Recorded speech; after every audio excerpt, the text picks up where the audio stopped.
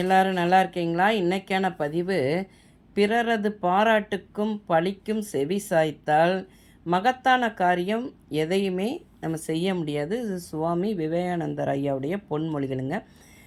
பிறரது பாராட்டுக்குன்னா நம்ம பாராட்டுங்கிறது எப்படி இருக்குன்னா, நம்ம உணவில் உப்பு எந்த அளவுக்கு சேர்ப்போம், அதோட ருசி எவ்வளோ தேவையோ அந்த அளவுக்கு தானே நம்ம உப்பு சேர்ப்போம்.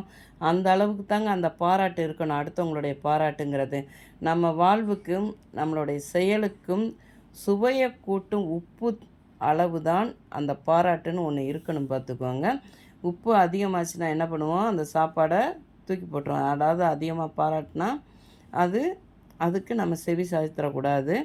அது மாதிரி தாங்க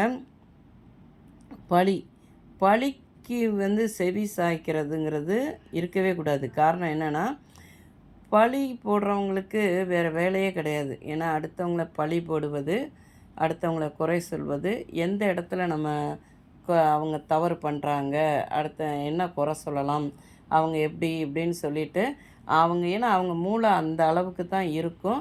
அடுத்தவங்கள குறை சொல்லியே பழகின மூளை அவ்வளோதான் இருப்பாங்க, பார்த்துக்கோங்க.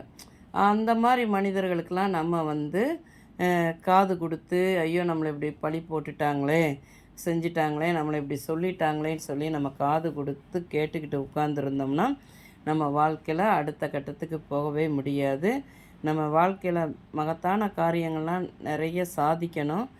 நம்ம இந்த ஒரு சின்ன சின்ன விஷயங்களெல்லாம் காது கொடுத்து கேட்டு மன வருத்தத்துக்கெலாம் எப்போயும் ஆளாயிடக்கூடாதுங்க. நம்ம நல்ல காரியங்கள் செய்வதற்கு நம்ம தயார்படுத்தி போயிட்டே இருக்கணும்.